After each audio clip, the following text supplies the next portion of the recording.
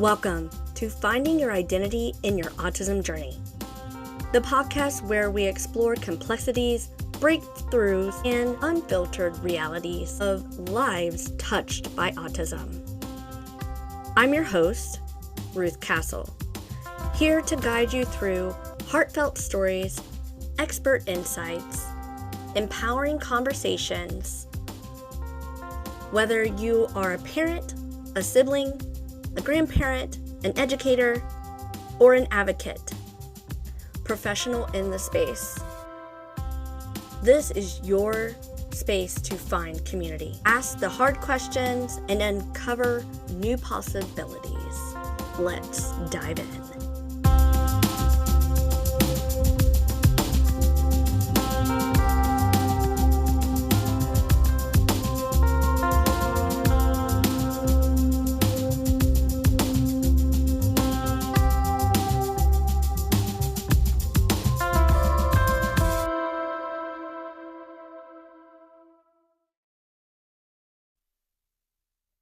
Welcome back to Finding Your Identity in Your Autism Journey. Today, we are diving into a crucial topic, emergency preparedness. For special needs families, emergencies can happen at any time, whether it's a natural disaster, a car accident, or unexpected situation in public. Having a solid plan can make all the difference in keeping your child safe and reducing stress. Let's talk about how to prepare for natural disasters, car safety, and public outings, and how to make sure emergency responders have the information they need to help you and your child effectively. So if you live in a hurricane zone like I do, or in areas of, prone to blizzards, wildfires, or even power outages, you already know the importance of being prepared, but for families with autistic children, preparation goes beyond just food and water. You want to make sure you have your sensory-friendly kits for emergency. That includes those, sometimes noise-canceling headphones, maybe a weighted blanket, or, my son likes his weighted stuffies, and find those familiar comfort items to help reduce stress for the child.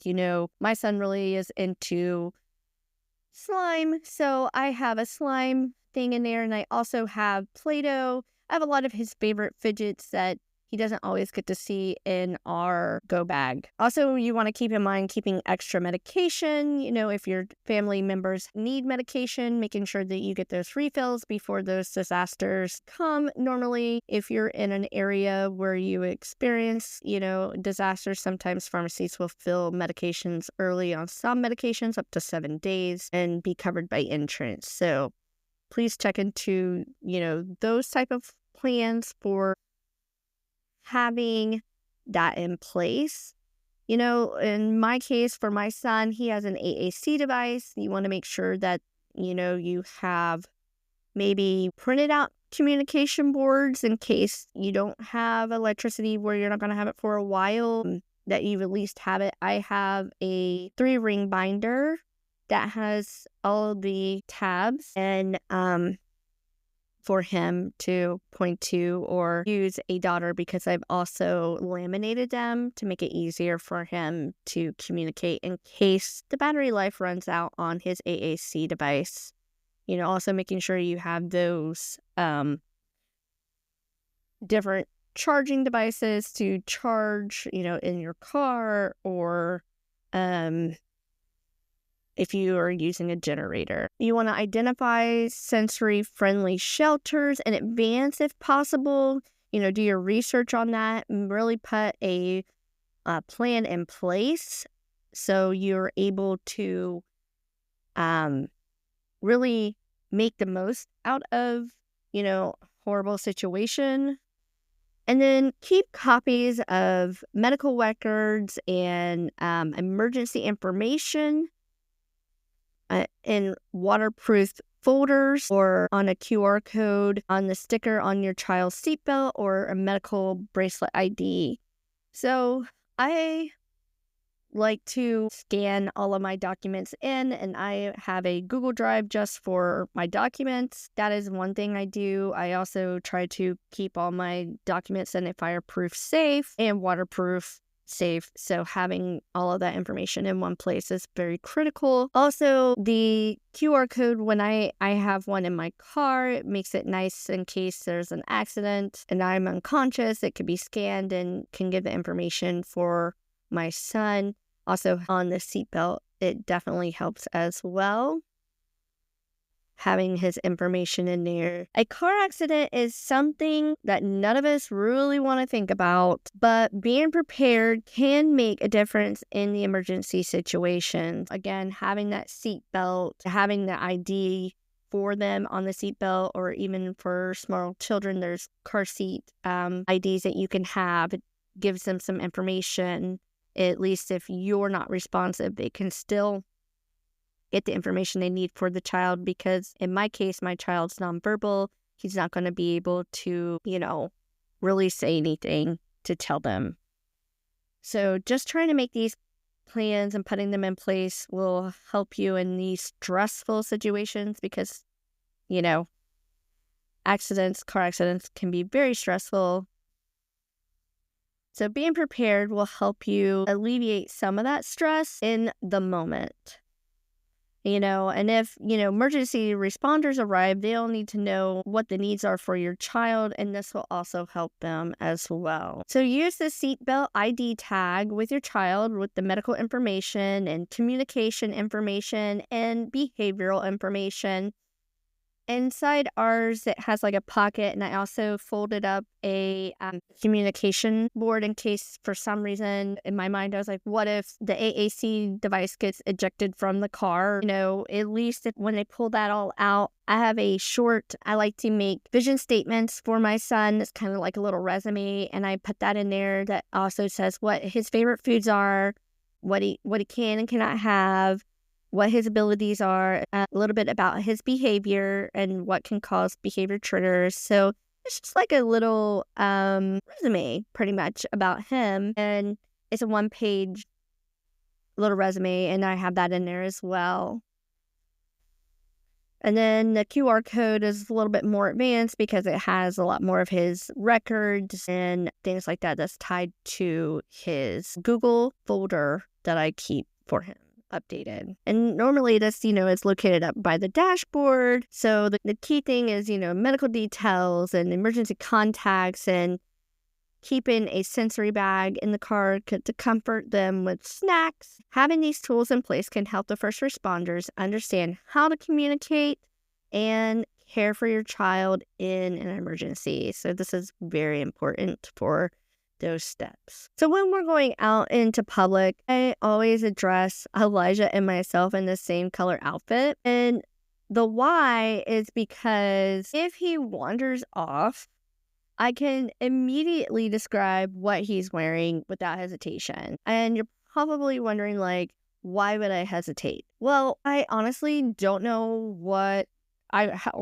how I should say I would feel if somehow he got away from me. Could I remember what he's wearing? I don't know. And the reason why I say it like that is, sometimes adrenaline's rushing. You're worried about him. He can't talk. You got all these things going on. And then sometimes those details can just, go away. We'll wear the same shirts and we'll wear the same color pants. And only thing that's different is going to be our shoes. And I could explain his shoes, because his shoes, if he has them on, which is a different story for a different day, it's always the same because I have to buy the same pair of shoes over and over, so I can describe those. But, I might forget what shirt he's wearing. I might forget what color his pants is that day. But if I know, I'm like, okay, he's wearing the same outfit that I am wearing. This is a safety precaution that I can do, that they can easily look at what I'm wearing and put out an APB on for him. So that is one reason why we dress a lot alike. We wear a lot of tie-dye shirts and a lot of he's coming out of it, but he was really into bluey, and I found a lot of bluey shirts that were the same shirts, and I would get a bluey shirt and get him the same bluey shirt, and then we would wear bluey. And sometimes we wear just the same color. We have like the same shade of blue shirts and same shade of green. So we just matched all the time. So that is my why on matching. Also, there's some other public safety strategies that include, like GPS tracking bracelets for safety, within his backpack, with an ID tag. I keep a laminated emergency contact card, on me, and it talks about my child. My child doesn't really want to utilize, wearing it yet. I've been trying to desensitize him to wear his tag, but he's not really into that. So I have I have a laminated emergency contact card that I keep on me in a case of an emergency for us.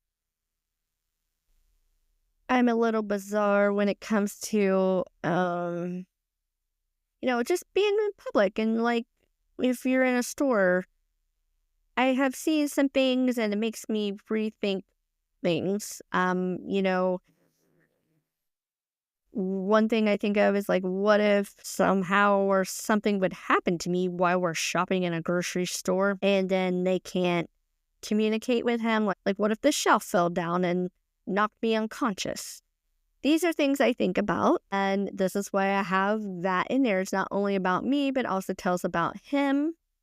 And again, I have just seen some things. I've actually seen that happen to a person before. So this is why it's now a fear that, I should prepare for, because obviously that poor person didn't think that a shelf was going to fall on them that day, but it happened. Although they didn't have any children.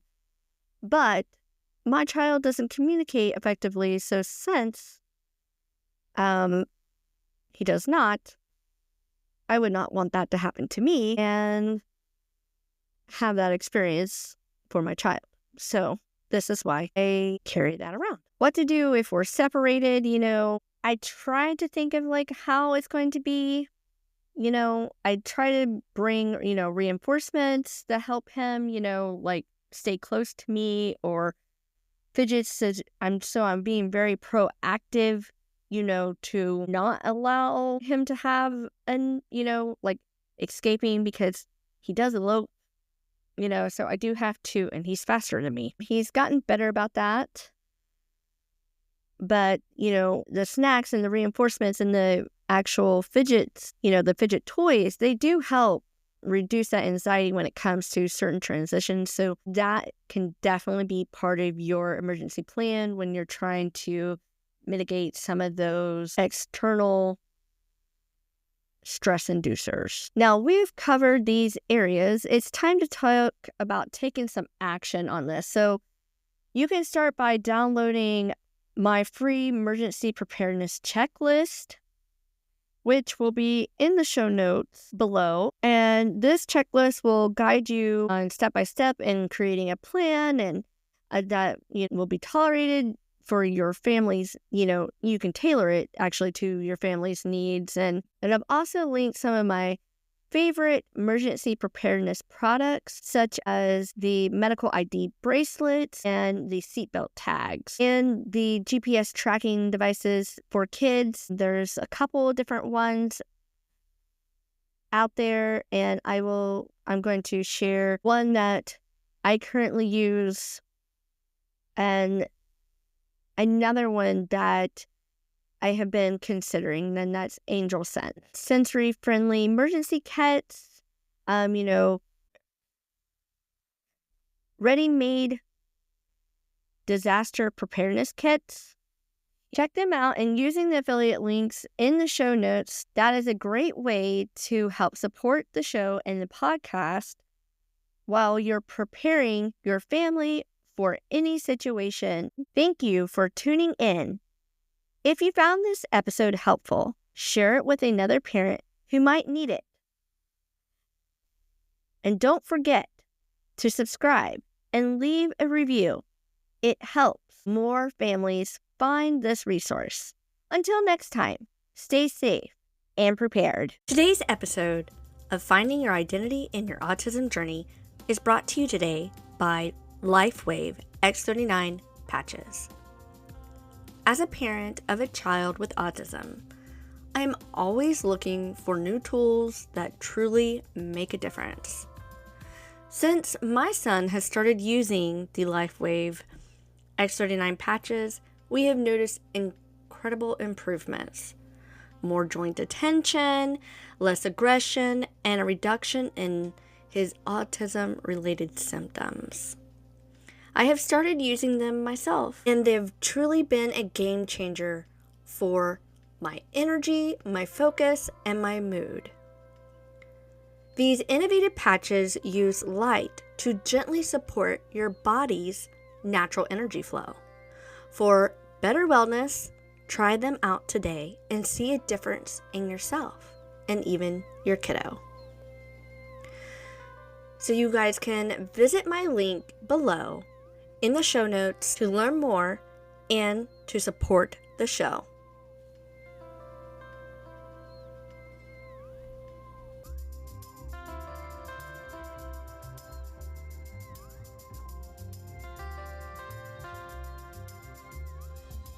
Thank you for tuning in to Finding Your Identity in Your Autism Journey. I hope today's episode inspired you, brought you some clarity, or simply reminding that you are not alone. Be sure to subscribe so you never miss an episode, and if you enjoyed this conversation, leave a review and share it with someone who might need it. Until next time, remember, your story matters, your voice matters, and together we can navigate this journey one step at a time.